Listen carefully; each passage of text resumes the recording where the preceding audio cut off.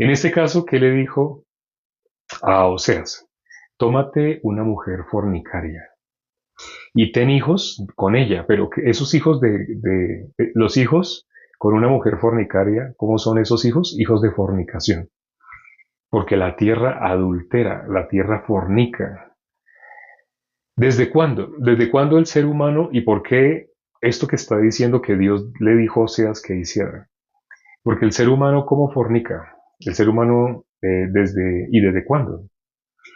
Toda la humanidad, como sabemos, Romanos 3:23 dice que toda la humanidad quedó destituida de la gloria de Dios. Significa que toda la humanidad quedó muerta en Adán. Eso es lo que la Biblia llama, eso es lo que la Biblia llama estar destituido de la gloria de Dios, ser pecador. ¿Y desde cuándo quedamos convertidos en pecadores? Desde Adán. Toda la humanidad quedó convertida en pecadora. Ahora, no es que alguien coja esta frase y diga, vea que él dijo que quedamos convertidos en... Sí, toda la humanidad, todos quedamos así. Por eso era necesario que fuéramos salvados. Porque no fue por nuestro querer que nosotros nos convertimos en pecadores, sino fue por nuestro propósito, por nuestro deseo, por algo que nosotros hayamos hecho, sino fue ajeno, fue por Satanás. ¿Por qué quedamos convertidos en pecadores? Por Satanás. Él nos engañó, y la Biblia lo dice. Satanás no engañó a Adán, sino engañó a Eva. ¿Dios a quién hizo responsable? A Adán. Pero entonces, ¿quién fue el que provocó el pecado? A Satanás. Así como nosotros no fuimos pecadores porque hubiéramos hecho algo, Adán no se convirtió en pecador porque haya tenido relaciones, como algunas personas dicen que el pecado fue haber tenido relaciones, pero no, no es así. Mirando la Biblia, no es que Adán haya mentido, robado, haya hecho algo así para convertirse en pecador y para que toda la humanidad haya quedado convertida en pecador. No. ¿Cuál fue entonces el pecado? Haber escuchado una voz diferente a la de Dios. ¿Y quién es el origen del pecado? Satanás. Haber escuchado una voz diferente a la voz verdadera. La voz verdadera. ¿Quién es el verdadero? Dios. ¿Quién es el mentiroso? Todo hombre. La Biblia dice, todo hombre es mentiroso. El ser humano, desde Adán, quedó con la ciencia del bien y del mal, pero estando muerto. Eso significa que quedamos convertidos en mentirosos, llamando bueno a algo que no es bueno, llamando malo a algo que no es malo. Y algunas personas pensarán, usando la ciencia del bien y del mal, comparando con los delitos que hacen las personas que están en la cárcel, o sea, usted me diría que eso que hizo tal persona entonces no es malo. La persona ama tanto su lógica que no puede soltar el desechar su pensamiento. Como toda la sociedad, la gran mayoría llama eso es malo, malo, malo. Por ese tipo de cosas las personas van a la cárcel, entonces las personas dicen, claro, tiene que ser malo, tiene sentido. ¿Por qué? Porque así nos han enseñado, desde niños nos han enseñado. ¿Y por qué no miramos qué dice la Biblia que es malo? Cuando miramos en la Biblia qué es malo, qué es bueno. Malo haber dejado a Dios. Bueno volver a ser uno solo con Dios. Eso es ser bueno, eso es lo bueno y eso es lo malo delante de Dios. Pero para nosotros, malo que una persona hizo, dijo, hizo estas cosas, y se puede sustentar con versículos bíblicos sacados de contexto. Si una persona llama malo a lo que es bueno, Isaías 5:20, ¿qué dice Isaías 5:20? Vamos a mirar. Isaías capítulo, Isaías capítulo 5, versículo 20, ¿qué dice? Isaías, Isaías capítulo 5, versículo 20, dice, hay de los que a lo malo dicen bueno y a lo bueno malo, que hacen de la luz tinieblas y de las tinieblas luz, que ponen lo amargo por dulce y lo dulce por amargo. Aquí dice ay, ay. ¿Dónde en la Biblia se habla de ay? ¿Dónde en la Biblia aparece esa expresión de ay? Allí será el lloro, el crujir de dientes. En la eternidad tenemos dos destinos, o vamos a estar en la vida eterna o en el castigo eterno. Solo hay esos dos destinos bíblicamente. Quien ignora esto, no por ignorarlo, va a dejar de estar o en la vida eterna o en el castigo eterno. En la Biblia aparecen algunos siendo justos que no sabían que eran justos, pero eran justos. Y en la Biblia aparece el ejemplo de unos que eran injustos y no sabían que eran injustos.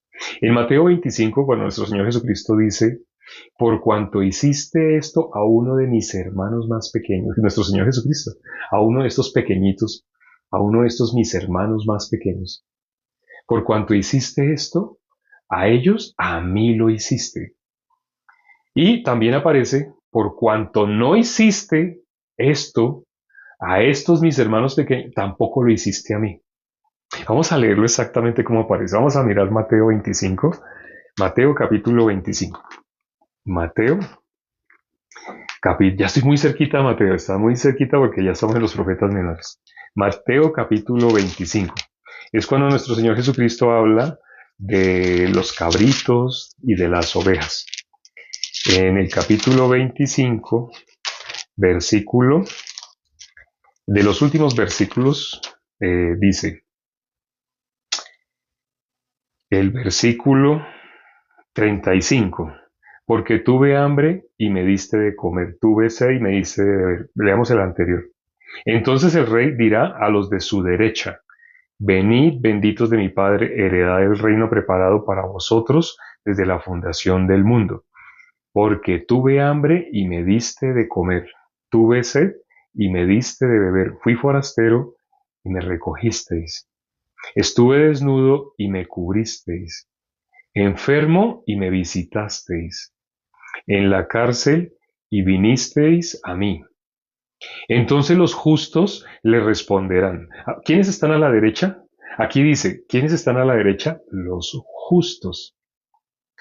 Los que están a la derecha tienen un nombre y aquí aparece el nombre. A la derecha están los justos. Mire lo que dice los justos. Dice, entonces los justos, o sea, los que están a la derecha, o sea, las ovejas. No los cabritos. Las ovejas tienen un nombre, justos, los que están a la derecha. Justo. Dice, entonces los justos le responderán diciendo, Señor, ¿cuándo te vimos hambriento y te sustentamos, o sediento y te dimos de beber? ¿Y cuándo te vimos forastero y te recogimos, o desnudo y te cubrimos? ¿O cuándo te vimos enfermo o en la cárcel y vinimos a ti?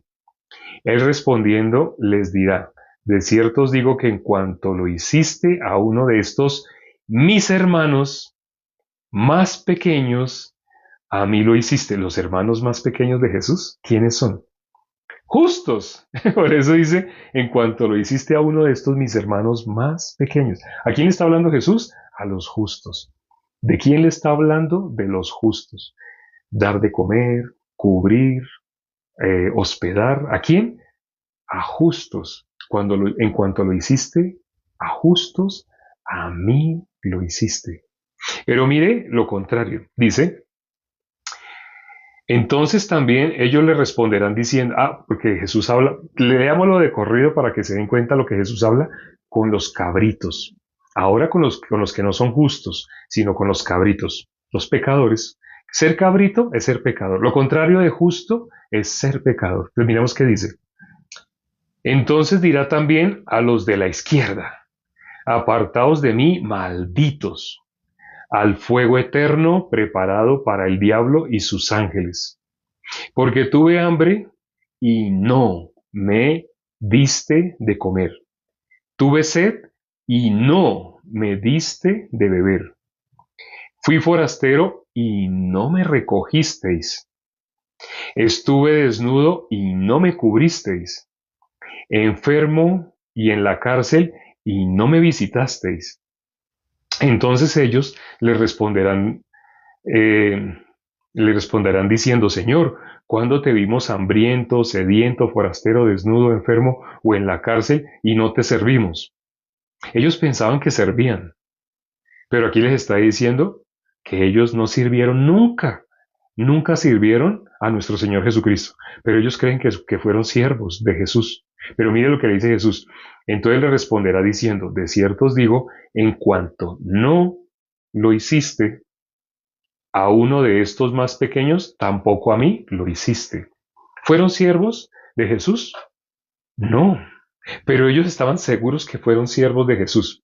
¿Qué personas en esta época están seguras de que fueron siervas de Jesús, de que fueron siervos de Jesús.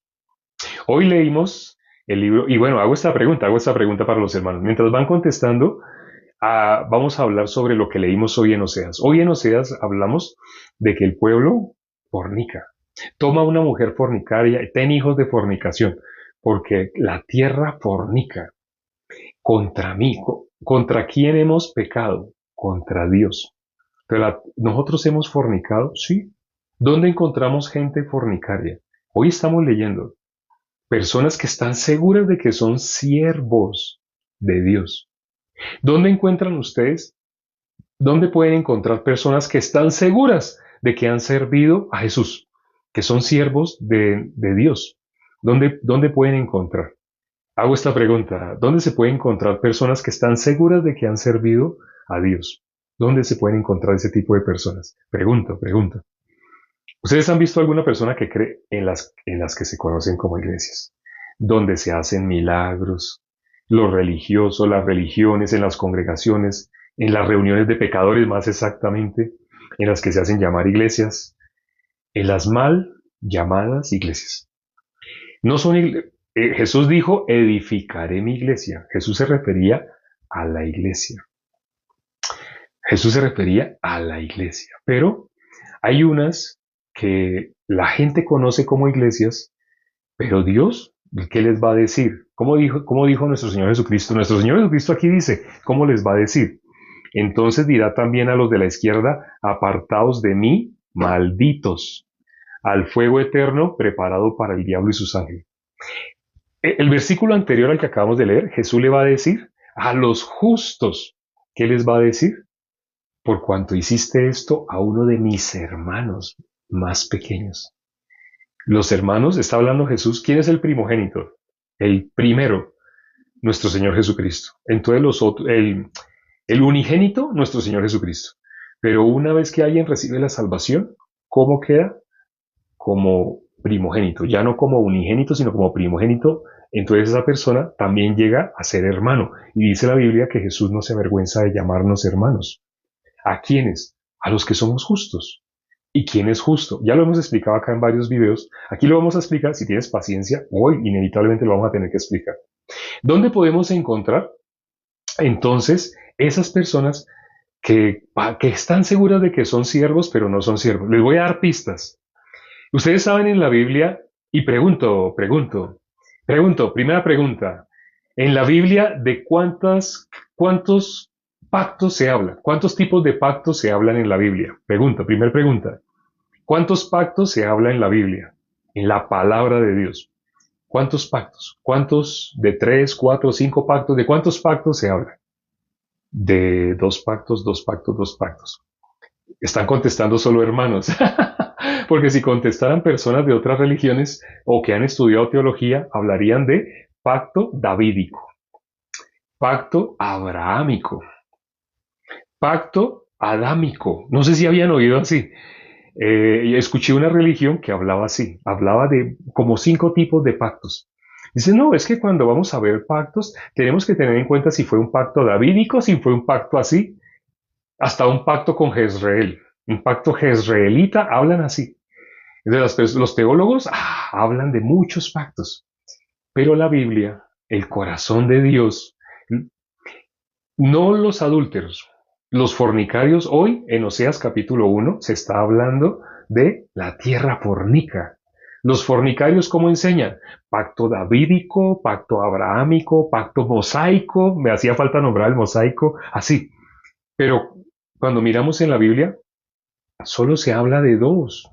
Sobre todo en el libro de Hebreos. El libro de Hebreos resume todo el Antiguo Testamento. ¿Y qué habla? Antiguo pacto y nuevo pacto. Gálatas 4:24. ¿Qué habla? ¿Qué habla Gálatas 4:24? Estas 2 mujeres, Agar y Sara, son los 2 pactos. Esa es una alegoría. Ellas representan los 2 pactos. ¿Por qué en la Biblia habla 2 pactos, 2 pactos? La Biblia habla de 2. La Biblia no habla lo que hablan los teólogos. Los teólogos quedan como personas que saben mucho. Cuando ellos hablan, las personas los admiran. Pero cuando miramos la Biblia solo habla 2. ¿Por qué hay personas que hablan de tantos pactos cuando la Biblia habla de 2? ¿Ya entienden por qué lo que leímos hoy en Oseas capítulo 1? La tierra fornica. Entonces ahora vamos a mirar otro ejemplo. No sé si sepan, ¿cuántas clases de pecado hay? Pregunto, otra pregunta. ¿Cuántas clases de pecado hay en la Biblia? ¿Cuántas clases de pecado? Pregunta, pregunta. ¿Cuántas clases de pecado hay en la Biblia? Están escribiendo uno, uno, uno, dos, uno, uno, uno, uno. Nadie da más. Solo uno, uno. No hay más. De muerte y no de muerte. Hay dos. Hay dos. En la Biblia habla pecado de muerte y pecado no de muerte. Así habla la Biblia, ¿cierto? Pecado de muerte y pecado no de muerte. Bueno, entiendo por qué los hermanos escribieron uno, por qué los hermanos escribieron uno. Pero sí, lo que dijo Brian, lo que dijo el hermano Brian es correcto. La Biblia habla pecado de muerte, pecado no de muerte. Así habla la Biblia, ¿cierto? Entonces, ahora otra pregunta en cuanto a la ley. A la ley. Pregunta para la ley. Aquí espero que se manifiesten los hijos del diablo, o sea, me refiero que se manifiesten los que estudian teología. De los que estudian teología, ¿cuántas clases de ley hay? Bueno, también los hermanos, no, tranquilo, los hermanos también pueden contestar. ¿Cuántos tipos de ley hay? ¿Cuántos tipos de ley hay? ¿Cuántos tipos de ley? ¿Cuántos tipos de ley? ¿Cuántos tipos de ley? Preguntas por el interno. Me puedes hacer preguntas por el interno. Acá estamos dando una enseñanza. Eh, Al final les voy a dar mi número. Si se quieren hasta el final, les doy mi número para que me puedan escribir directamente en un audio 10, 20 preguntas. Aquí estamos contestando. ¿Cuántos tipos de ley? Alguien escribió dos, una sola, dos, una sola, dos. Bueno, me están diciendo que sí, una, dos, una, dos. Entonces, ley. Vamos a ver. ¿Cuáles son las dos clases de ley que hay? ¿Cuáles son las dos clases de ley que hay? Las dos clases de ley que hay. Quienes nombraron que hay dos, ¿cuáles son esas dos clases de ley que hay? Pregunta, ya que escribieron dos, dos, dos, ¿cuáles son esas dos? ¿Cuáles son esos dos tipos de ley? Las obras de la ley del Espíritu, amar a Dios y al prójimo, amar a Dios y al prójimo, antiguo pacto, nuevo pacto, Moisés y Jesucristo, terrenales y espirituales, una sola, la del Sinaí y la del Espíritu, la ley de Moisés, la ley de Cristo. Así, están hablando los hermanos, la ley de Moisés, la ley de Cristo. Bueno, la respuesta más acertada es la que dio la hermana, que dijo la ley de Moisés y la ley de Cristo. En la Biblia se habla así. La Biblia dice la ley del pecado y de la muerte. Así dice la Biblia, ¿no? La ley del pecado y de la muerte. Y también en la Biblia se habla la ley del espíritu de vida en Cristo. ¿Cuál es la ley del pecado y de la muerte? La ley mosaica. Y realmente solo existe esa. Jesús, como dice, era necesario que se cumpliera todo lo que está escrito de mí en la ley de Moisés, en los salmos, en los profetas. Porque hasta ese momento solo se podía hablar de esa ley. No había, no, pero hay personas que de esa ley sacan una derivación. ¿Sí sabían? Los teólogos, ¿cómo enseñan? Enseñan ley moral, ley ritual, ley ceremonial, ley así, ley asá. No sé si sabían. La teología enseña así. Ley moral, ley espiritual, ley, así dicen, leyes, leyes, leyes, leyes. Entonces, ¿por qué sacan tantas leyes? ¿Por qué dicen así ritual, moral? Cuando alguien me escribe así, le digo, ¿me puedes mostrar en la Biblia esa enseñanza? ¿Dónde aparece? Ley moral, por ejemplo. ¿Dónde en la Biblia aparece ley moral? Es más, no sé si sabían, pero la palabra moral es de los hombres. La palabra moral es del comportamiento, la interacción entre los hombres. Entonces, de pronto, el llegar a un restaurante y no sentarse en la mesa, no. ¿Dónde se sienta uno? En la silla. Eso es algo de moralidad. Se conoce también como ética o urbanidad. Eso es algo de los hombres, algo que hicieron los hombres. Pero cuando miramos en la Biblia no habla ley moral. La palabra moral no aparece. Así, hay otros que dicen leyes rabínicas, leyes yo no sé qué, leyes y demás. Pero la Biblia solo habla la ley del Espíritu de vida en Cristo Jesús y la ley del pecado y de la muerte. O sea, la ley de Cristo, la ley del Antiguo Testamento, la ley. La ley. Cuando Jesús hablaba de la ley, solo hablaba de esa. porque Jesús todavía no se había ido, estaba dentro de nosotros. Pero ya una vez que se fue, quedó la ley de Cristo, la ley del Espíritu de vida. Jesús dijo, Juan capítulo 16, versículo 8, os conviene que yo me vaya. Cuando yo me vaya, les enviaré el Consolador. Por eso quedamos bajo la ley del Espíritu de vida. ¿De qué ley salimos? De la ley del pecado y de la muerte. Pero entonces, bueno, ¿por qué hay personas que enseñan algo moral? Y son felices diciendo, es que una cosa es la ley moral, otra cosa es la ley ritual. Así dicen, ley ritual. Les digo, búsquenme en la Biblia donde habla de esas leyes que usted me está nombrando. Entonces, cuando los hermanos nombraron así, la ley de Cristo, la ley de... Sí, correcto, eso es correcto. Eso sí aparece en la Biblia, eso se puede mostrar, se puede sustentar bíblicamente. Pero eso de ley moral, eso es de los hombres. Cosas de doctrinas de hombres. ¿Por qué entonces aparece en la Biblia lo que leímos hoy en Oseas 1? La tierra fornica. ¿Por qué fornica? Tienen otras cosas diferentes, aún usando la palabra de Dios, pero se han mezclado. Se ha armado un sincretismo. El ser humano ha mezclado lo que es de Dios con lo que le parece. Lo que le parece, con lo que está de acuerdo, con lo que él quiere. Entonces mezcla el pensamiento con la palabra de Dios. El ser humano fornica. ¿Dónde aparece la primera vez esa fornicación? ¿Dónde aparece por primera vez esa fornicación? Pregunta, en toda la Biblia, ¿dónde aparece por primera vez esa mezcla? Que el ser humano haya mezclado la palabra de Dios con lo de su pensamiento. ¿Dónde aparece por primera vez? Una pregunta. ¿Dónde aparece por primera vez esa mezcla? En la Biblia aparece. En Eva. Sí, en Eva. Porque Satanás quería saber qué había en el corazón de Eva. Porque según lo que haya en el corazón de una persona, Satanás se da cuenta si es fácil de engañar o no. Entonces Satanás le dijo, con que Dios os ha dicho que no comáis de todo árbol del huerto. Si Eva hubiera conocido lo que dijo Dios en el capítulo 2, o sea, lo que Dios había dicho, que a nosotros nos quedó escrito, bueno, nosotros lo podemos comparar. Ay, Dios dijo, de todo árbol del huerto podrás comer.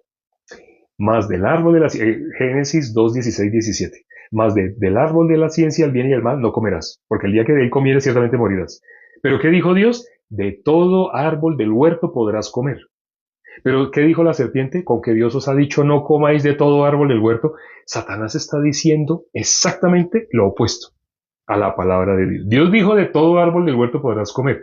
La serpiente que dijo, con que Dios os ha dicho, y hasta puso palabras en la boca de Dios que Dios no dijo, con que Dios os ha dicho que no comáis de todo árbol. Así dijo Satanás, ¿no?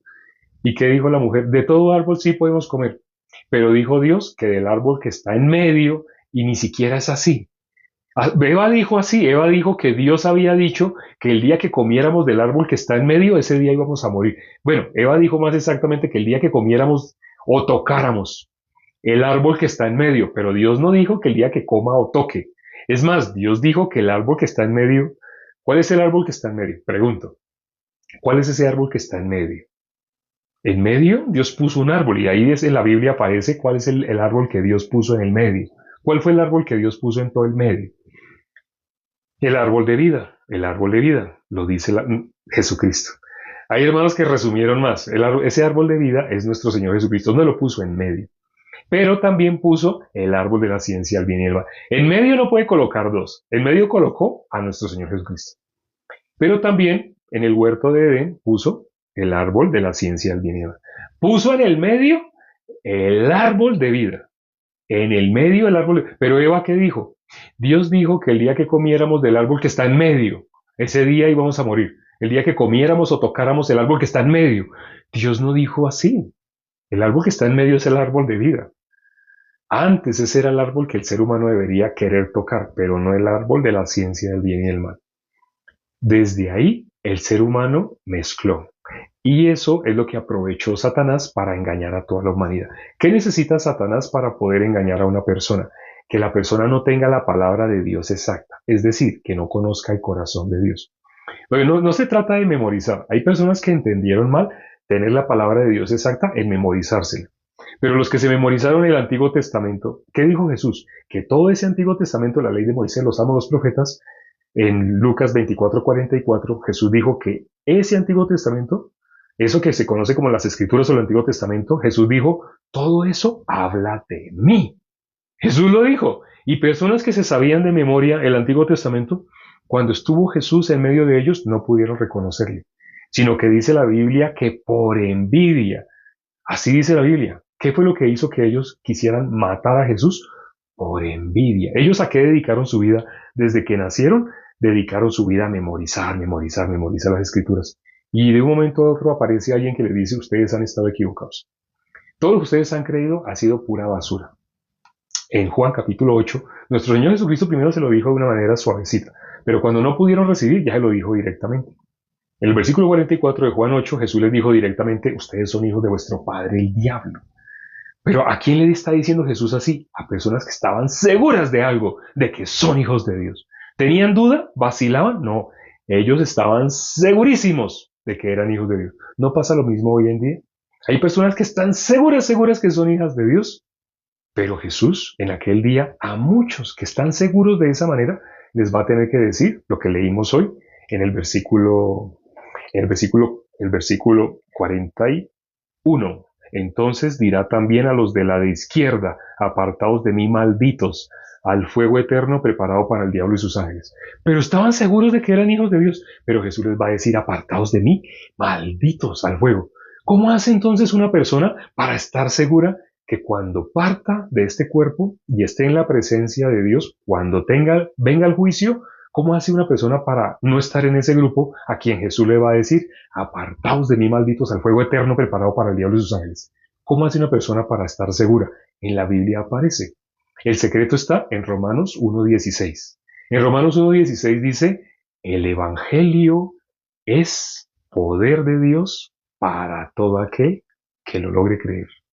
El que crea en el Evangelio, todo aquel que crea en el Evangelio, esa persona ha sido arrebatada del infierno, ha sido arrebatada de las garras de Satanás. Todo aquel que crea el Evangelio. ¿Y qué es el Evangelio? Para que no nos compliquemos, lo vamos a resumir en una frase. Vamos a repetir lo que dijo el apóstol Pablo. Cuando el apóstol Pablo explicó qué es el Evangelio, él lo resumió en una frase. Eso está, anoten, está en 1 Corintios capítulo 15, versículo 3. El apóstol Pablo explicó qué es el Evangelio. Que Cristo murió por nuestros pecados conforme a las Escrituras. Resumámoslo un poquito más. Cristo murió por nuestros pecados. ¿Qué personas entonces son los injustos? Las personas que no creen a la justicia de Dios. La justicia de Dios, ¿cómo nos decretó? Justos. Yo envié a mi hijo a morir por sus pecados. La justicia de Dios nos decreta justos. Pero las personas que se creen humildes diciendo, es que todos pecamos, es que todos somos pecadores. Esa persona se cree humilde. Esa persona no es humilde, es soberbia. Porque ¿qué es lo que está rechazando? La justicia de Dios. La persona que dice que es pecadora está diciendo lo opuesto al Evangelio. ¿El Evangelio qué es? Cristo murió por nuestros pecados. ¿Qué es lo opuesto? Todos somos pecadores, todos vamos a pecar, es que hasta con el pensamiento, es que hasta... En la Biblia dice que Cristo murió por nuestros pecados. Él pagó lo que teníamos que pagar nosotros, Él lo pagó. Pero hay personas que van a decir lo opuesto y van a permanecer diciendo lo opuesto. ¿Ya se dan cuenta quién es injusto? La justicia de Dios que dice, ya yo recibí el doble, así dice la Biblia. El doble he recibido por todos tus pecados. Así dice la Biblia. Yo recibí el doble por todos tus pecados. ¿Las personas lo pueden creer? No, las personas con qué se quedan. Parece que fueran humildes, ¿no? Al decir, es que todos somos pecadores. Eso no es humildad. Eso es pisotear la sangre. ¿Para qué derramó su sangre? Apocalipsis 1.5 dice, ¿para qué derramó su sangre? Para limpiarnos de todo pecado. ¿Él derramó su sangre en vano? No. Él derramó su sangre para limpiarnos de todo pecado. Eso es la verdad. ¿Qué es lo que parece humilde, pero es la voz de Satanás? No, pero es que todos somos pecadores. Cuando una persona se expresa así, parece humilde, ¿no? Parece que la persona estuviera hablando humildemente. Esa persona es la persona más soberbia, porque ante la justicia de Dios se resiste. La justicia de Dios nos decretó justos. Pero las personas que dicen, no, no somos justos, somos pecadores, esa persona está pisoteando la sangre de Cristo. Vamos ahora ya para terminar. Espero que haya quedado claro hoy cuál es la justicia y cuál es la injusticia. Y por qué algunas personas, aún lo que leímos hoy en Oseas capítulo 1, están fornicando en contra de Dios. Vamos ahora ya para terminar. Padre, gracias por ese privilegio que nos das de poder analizar tu palabra, meditando en ella, podemos descubrir tu corazón. Tu corazón nos muestra claramente que ya hiciste lo que tenías que hacer por el pecado, ya lo hiciste. Pero, ¿por qué le dijiste a Oseas que se casara con una mujer fornicaria y tuviera hijos de fornicación? Tú no eres mi pueblo. Así, ¿por qué le dijiste de esa manera? Porque el ser humano se fue en pos de sus pensamientos.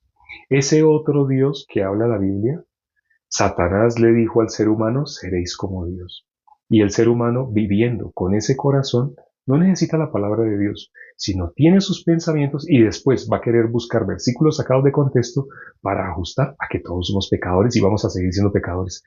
No pueden recibir el Evangelio y se hacen resistentes al Evangelio sin darse cuenta. ¿A quién le están colaborando? Al mismo diablo, al que se los puede llevar precisamente por decir que son pecadores, por creer en su corazón que son pecadores. No es por decir, es porque lo creen en su corazón. Permite, Padre, que las personas que van a ver esta predicación, permite que meditando sobre lo que aquí hemos explicado, puedan salir de esa condición de ser pecadores. Solo es creer lo que hizo Jesús. Jesús no murió en vano. Él vino a salvarnos. Sí, pero ¿de qué? Él vino a salvarnos de nuestros pecados. Y Él no fracasó. Él nos salvó del pecado. Él nos libró del pecado. Gracias, Padre, por ese privilegio que nos has dado. Permite así que los hermanos, y compartiendo el Evangelio, también sus familiares puedan recibir la salvación primeramente, y también toda persona que les rodea. Y los que no han recibido la salvación todavía, dale, Señor, el corazón humilde. Haz lo que sea en los familiares de los hermanos, en el corazón de los familiares de todos los que han escuchado esta prédica, los que sean tanto los que son hermanos como los que van a ser hermanos. Te pedimos, Señor, que ayudes, haz lo que sea necesario en sus corazones, en los corazones de ellos y de su familia, para que la palabra se establezca en el corazón. Porque la única forma de que una persona sea libre, verdaderamente libre, es que tenga la palabra. Conoceréis la verdad. Esa palabra se debe conocer en el corazón. El que tenga la palabra tuya en el corazón es verdaderamente libre. Establece tu palabra en el corazón de los oyentes del día de hoy. Te lo hemos pedido y hemos orado en el nombre de nuestro Señor Jesucristo. Amén. Gracias a Dios por la palabra del día de hoy. Dentro de poco nos vemos, ¿no? Dentro de 9 horas y 22 minutos estamos aquí compartiendo el pan del día de mañana. Danos hoy nuestro pan de cada día. Mañana un versículo. Meditar 10 minutos por un versículo. Saca 10 minutos para meditar por un versículo. El versículo del día de mañana para que inicies el día de mañana con la palabra de Dios. Nos vemos. Chao.